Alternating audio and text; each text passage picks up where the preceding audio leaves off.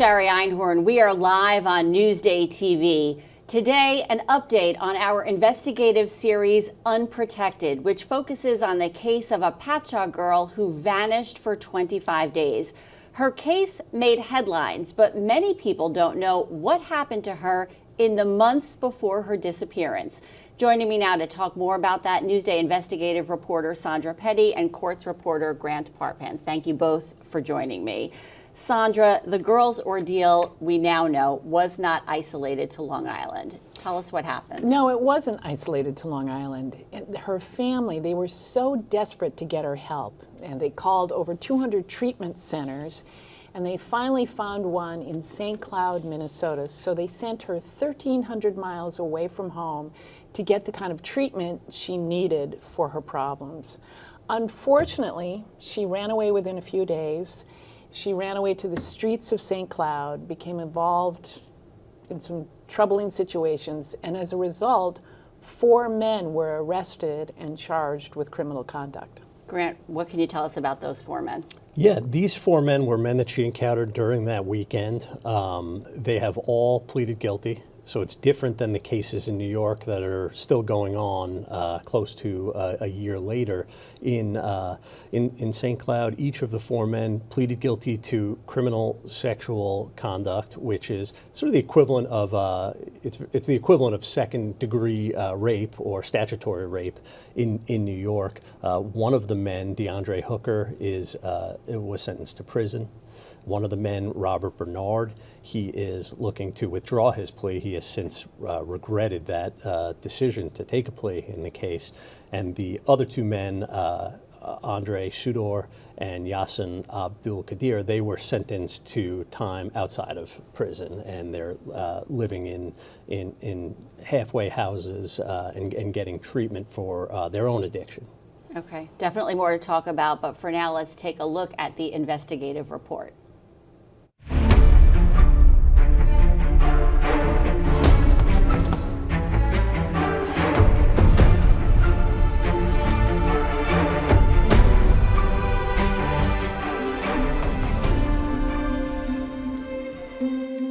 I mean, she's broken. She's so broken. That's what hurts me.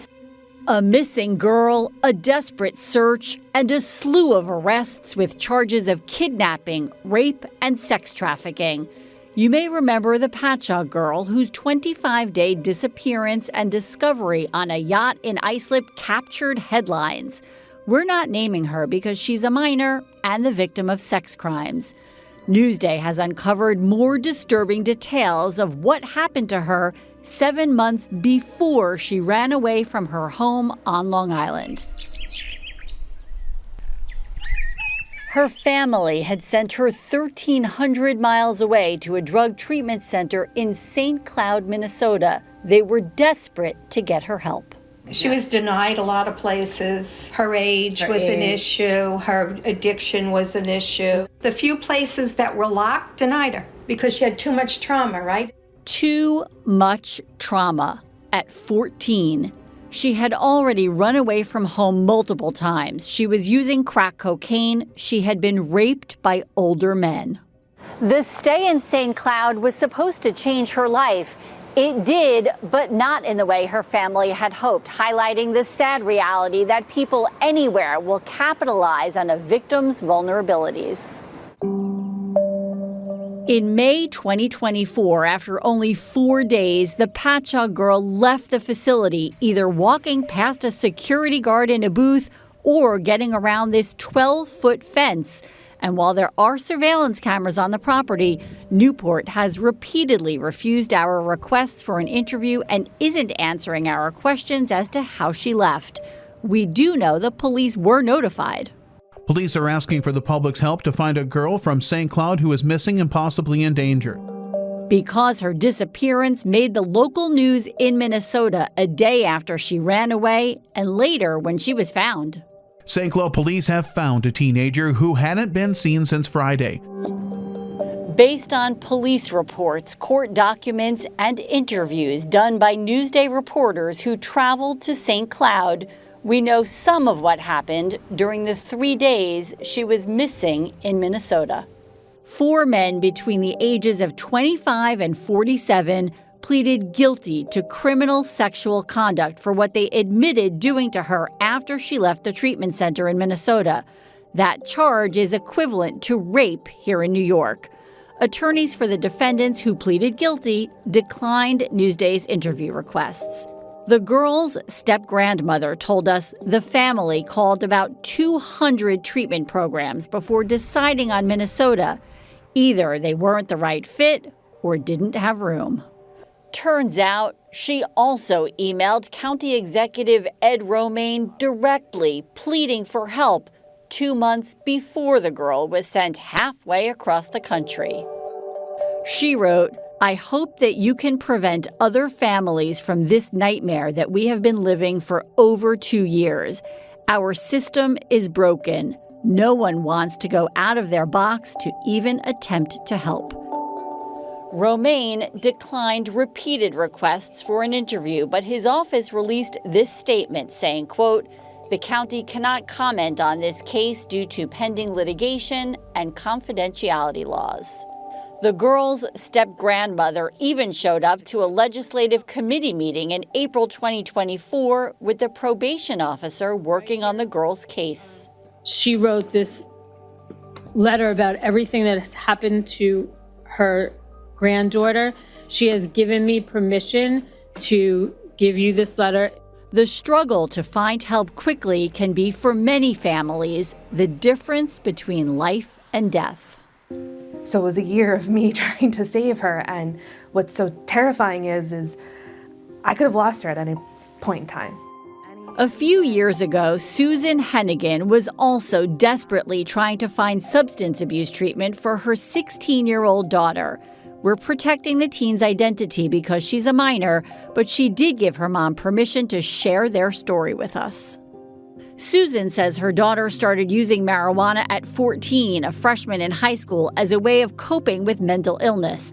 She says it quickly spiraled out of control and could have ended tragically with a suicide attempt. I really had to wait until almost the point of no return for somebody to listen. That's not a surprise to John Venza, VP for Residential Services for Outreach House. It's a treatment program for teens 12 to 18 that provides substance abuse and mental health counseling along with intensive family therapy. The systems that are out there are not necessarily as kind as they could be to parents. Parents are very often left on an island. It's a really frightening, scary place. So many parents are trying to do the correct thing. Mom says the school district didn't help. Other programs didn't work. She did what she could, but it just wasn't enough. They ended up in family court and were connected to a residential treatment program for teens on Long Island. Susan's daughter is still in treatment. She says doing well and excited to eventually go home. I have my daughter back. I could have sworn I lost her. I look at her and I see her progress, and I couldn't be prouder. The girl from Patchogue is also still supposed to be getting help on Long Island. Many of the questions about what happened to her in Minnesota remain unanswered. Getting anyone to talk was difficult. Again, there was no response from Newport, the treatment center she escaped from. So we reached out to the Minnesota Department of Human Services, which licenses and oversees the Newport Academy, about the girl's case and disappearance. We received a statement that said, in part, it reviews cases for various reasons, but the agency won't tell us if it's investigating this specific incident, citing confidentiality. Newsday's reporting focused on this one case, this teenage girl from Patchogue caught up in an endless cycle of addiction and sexual abuse. The question remains, how many other young teens lead a life that is unprotected?